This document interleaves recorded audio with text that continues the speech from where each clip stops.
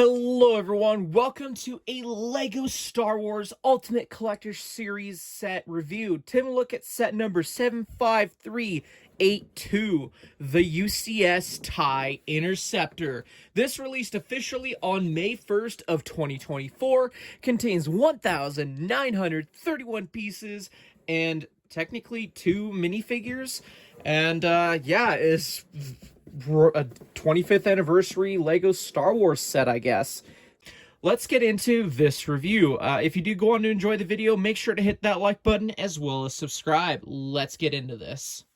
So here is the UCS TIE Interceptor. This is a very, very large build. Like, I'm going to go as far as to throw the measurements on screen for you guys because this is huge. Like, I don't know if my hand is giving it enough justice for just how big this thing is, but wow. Like, where to begin with such a ultimate collector's piece, you know? Okay, so one issue I guess I should say right off the bat is the stand is a little wobbly, which, I don't know, like once you kind of get it on a shelf, it doesn't really become an issue as long as the shelf doesn't have any wobbly instances, but you guys can kind of see this just like me, and you can see how like the stand's wobbling. I mean, if you wobble it too much, whatever, it could come apart, but I mean, it's pretty sturdy, all things considered, I would say. The plaque on the bottom there seems fairly nice. It's all printed, no stickers, thank goodness. Got all the information on there, so that's pretty cool. You have a little 25th anniversary R2-D2 brick, as well as like 2 spots to fit the 2 minifigures, which we'll talk about later. But overall, I love the detail on this thing. Just video game controllers being used, shovels, which I guess was used on the original, but that's more in the instructions, train wheels. Like, you're gonna look at this build, and even when you're building, and you're gonna think, wow, the amount of pieces is just amazing. Even have some printed pieces like the top of the cockpit, which does open up, and you can kind of see the interior a little bit, which unfortunately for you guys, I can't really show as detailed as I wanted to be without really tearing it apart, but just kind of zooming in, you guys kind of see all the little sticker details and such. There's a little 1x1 there with an X-Wing. That should have been it's a tile, a sticker tile. Kind of a weird choice, should have been printed. It's really difficult to show off, but maybe if I can remember, I'll show off in the instructions how that's all supposed to look, but it is a very detailed interior, all things considered. Like, you can tell that that's a seat. You can kind of even see a little bit of that at the front there, which is a bit covered up. Like, I just, the instructions will give it more justice with how the interior looks, but that is where the majority of the stickers are. But yeah, I overall really like the detail on this thing. It, you know, it's very swooshable. I mean, it's a UCS set. You wouldn't normally want to swoosh this, but trust me, I'm holding this one-handed, and it's not like I'm not worried it's gonna fall apart in my hands. It's a very fairly solid build. I mean, you can see the wings are kind of flopping about. I'm not too concerned. I mean, maybe if I drop it, maybe that might be an issue. But anywho, you do have a little bit of a slot on the bottom there, which is meant to connect to the stand. You guys can see on the bottom there. My goodness, this thing takes up a lot of desk space. So a little bit of a happy accident. We actually had the front part kind of fall off while I'm handling it with one hand. So you can kind of see a bit of the interior there. Didn't know it came off like that, but yeah, there's the seat right there. There's some stickers in the back. You guys can see that kind of, hopefully, maybe. I'm trying not to hit the camera. Sorry about that. But the front windshield, you can see the little stickers that I was telling you about there. A lot of cool details. Even got like little controls. If you had a figure, if LEGO even made a figure, that would fit in there. Anywho, give me a moment. I need to repair this, and we'll continue talking about this set because it's pretty cool. Okay, as I was saying, you can kind of get the bottom square there to connect to the little stand. I do recommend using 2 hands, kind of get that guided in there a little bit.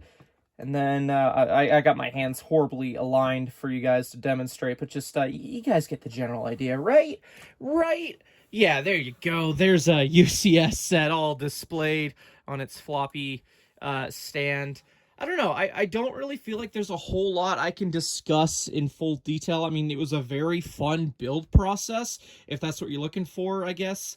Just the wings are a little bit repetitive, but they save that for the last, and overall, very nice. Anywho, like I said, I don't feel like there's much else I can mention about the build that the instructions probably can't show off for me. So let's have a closer look at those two minifigures. So for the two exclusive minifigures, on the right you have a mouse droid, which admittedly to me is kind of disappointing. We'll get into a little bit of a rant in a second here. But on the left you have the TIE pilot, which, if I'm being honest, like, the only thing making this figure exclusive slash valuable is the fact that it has arm printing, and this isn't something new. I know with the original UCS TIE Fighter, it was also the same thing, where it didn't really have anything exclusive going for it besides arm printing, but the difference between that pilot and this pilot is that pilot had, like, some white markings on the helmet, and maybe a different head, which, you know, removing the helmet, you can see what that head is. It's nothing too special or unique, not that it needs to be, but I mean, I don't know, like, it kind of makes me wonder if another UCS TIE Fighter-esque set releases, how they're gonna tackle that with an exclusive minifigure, if at all. And I think maybe the answer could be side leg printing. That's just my speculation. Anyway, onto the mouse droid. Kind of an disappointing selection. I mean, I get it. Mouse droid is obviously associated with Imperial stuff, but for a UCS set where you're generally supposed to get like two unique minifigures, this kind of feels like a cop-out. I would have honestly preferred a Protocol droid or Astromech with this set, because, I don't know, I kind of like Imperial droids that aren't brick-built, and I think that would have been a cool inclusion. I can only guess how many Imperial droids that are background characters or comic book characters, etc., that would have made an interesting UCS minifigure. So, I don't know, having this be a mouse droid is kind of disappointing, but it is what it is. All we can do is hope is with the next TIE Fighter-esque one, we get something like that. But not much else to say about these, so let's move on to what else this set includes.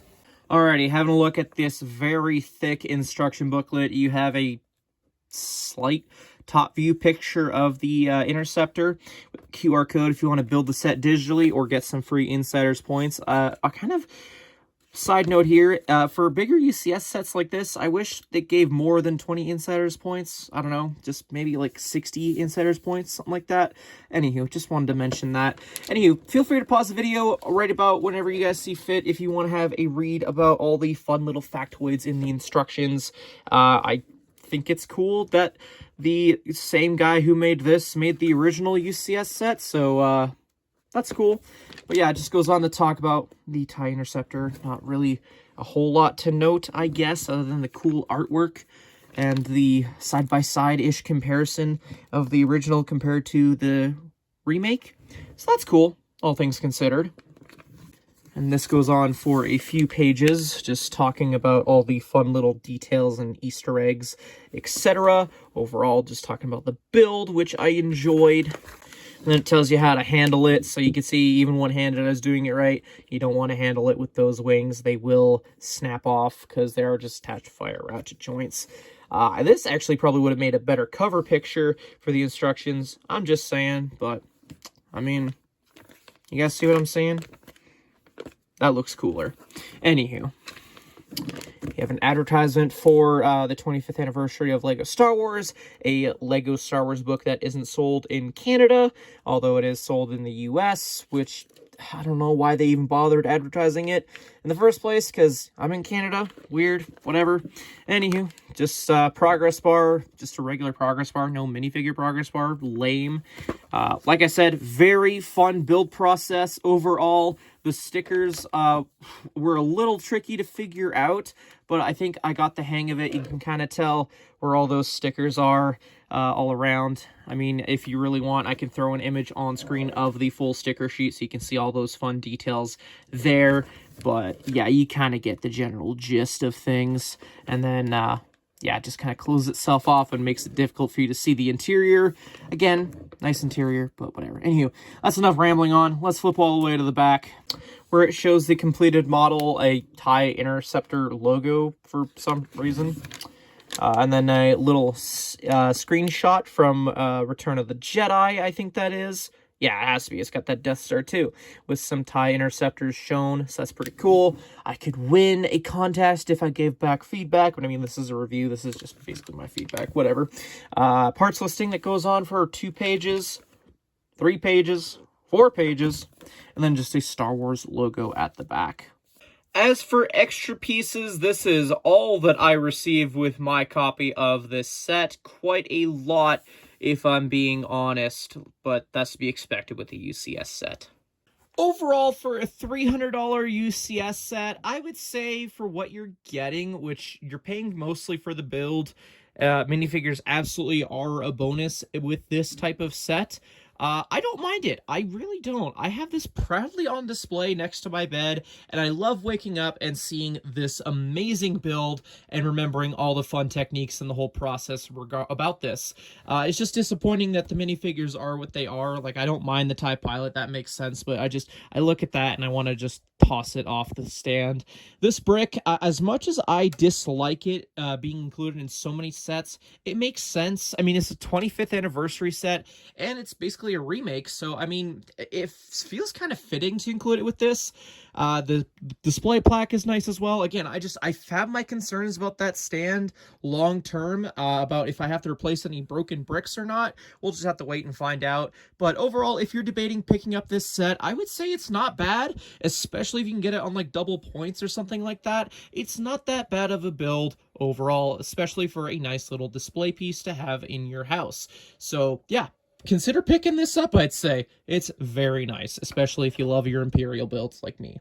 Anyways, guys, I think that pretty much concludes my thoughts with this UCS-styled set. Let me know yours in the comment section down below. If you even own this set, I'd be curious to hear your thoughts. Anyways, thank you, everyone, so much for watching. I hope you all enjoyed this monster set of a review. So hit that like button. Be appreciated. Thank you, everyone, so much for watching. I'll catch y'all later. Take care. Bye-bye.